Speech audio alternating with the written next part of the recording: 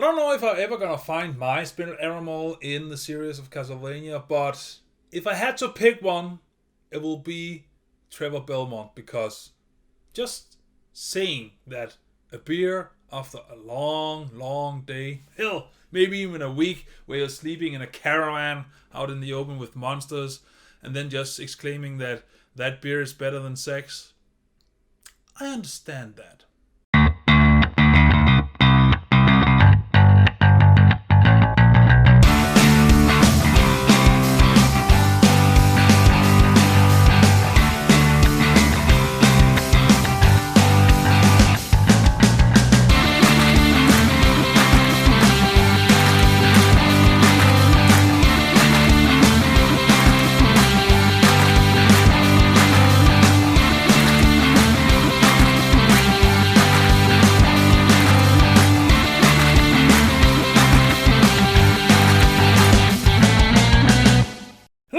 My name is Daidarius and welcome to the review of Castlevania Season 3. So Castlevania Season 3 picks up roughly around a month or two after the end of the former season. And we are in this season following 4 points of view. And it clearly shows because this season is 10 episodes long. So it is by far the longest season to date. First up, you have Trevor and Sypha, who is riding across the land, defeating dark creatures or night creatures, I think they're called, and just being, good guys, badasses. They happen to stumble upon this town where something seems off, because the church there was attacked by a night creature they call the Visitor, and that changed them in some way, and now the rest of the town is kind of unsure about what they're doing, but they're not allowed to go there and see it because it is God's work in here. So their whole deal is basically just trying to find out what's going on in there. Then you have Alucard, who is now alone in the big castle, and he's just trying to settle down and accept the fact that he has no one to talk to and he is lonely as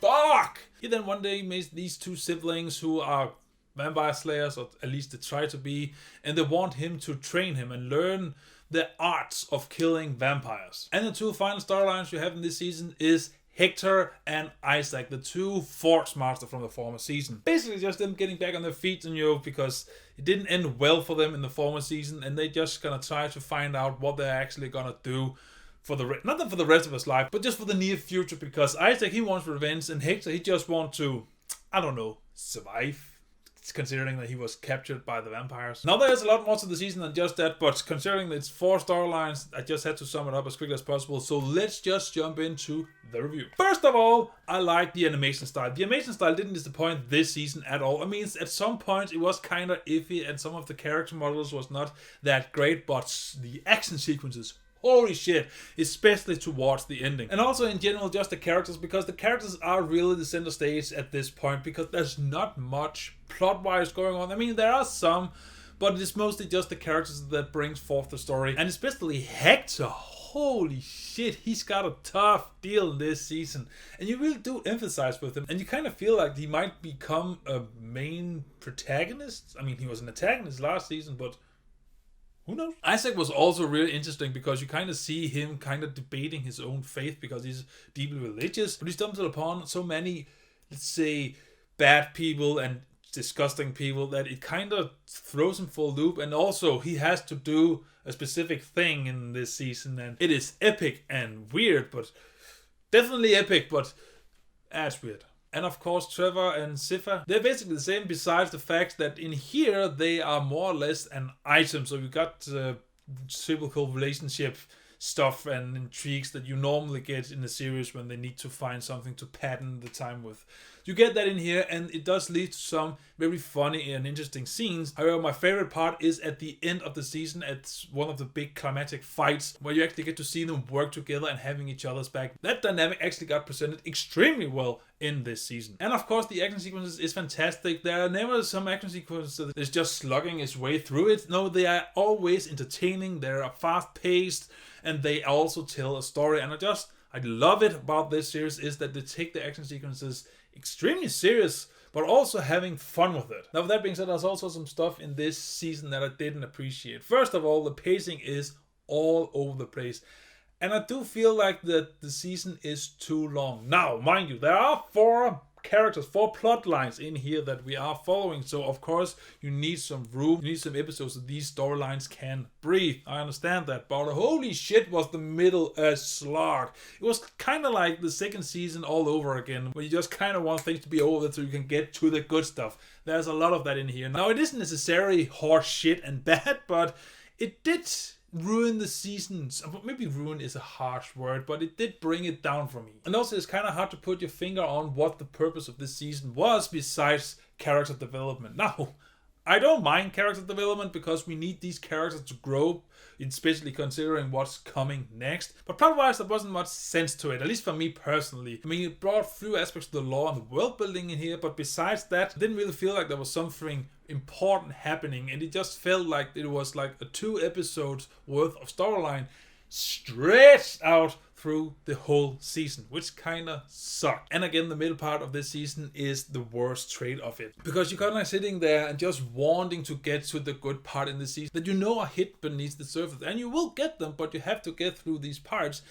Even though I'm pretty sure that when we look back on season 3 later on, when season 4 and hopefully season 5, so however many seasons is going to be in this series, when they come out, we're going to look back and actually appreciate those slower and more unimportant aspect of it even more, because they do build up character. But it doesn't change the fact that this season did feel like it was a bit too long. And also there is barely any action in here, and also barely any threat in here. I mean, the only real threat that you do feel in this season is this weird branch of the church in that city, because besides that, there's nothing really opposing them. Yes, you do follow the vampires that took Hector's prisoner, but besides that, you just hear what they're scheming. But it's just a setup for the next season, and you don't really want to think about next season when you're watching this season. You want to think about this season and only this season when you're watching it. Now, that might sound like I'm trashing on this season a lot, and I'm kinda am, but trust me, this season is still fantastic. The action is well paced. It has a holy fucking shit awesome moment at the climax of this season with Trevor. Just when that shit happened, my jaw hit the floor. I know it's fan service, but it's just epic. I'm just telling you. There's also other characters in here, and there are some foreshadowing of a kind of twist that you do see coming, but I do still think that it was well executed with this town that Trevor and Sophia is in. Alucard, however, I almost forgot it. Alucard, his storyline in this season is downright shit. I mean, yes, it is a bit of look of his character and how this whole thing about him killing his dad is affecting him.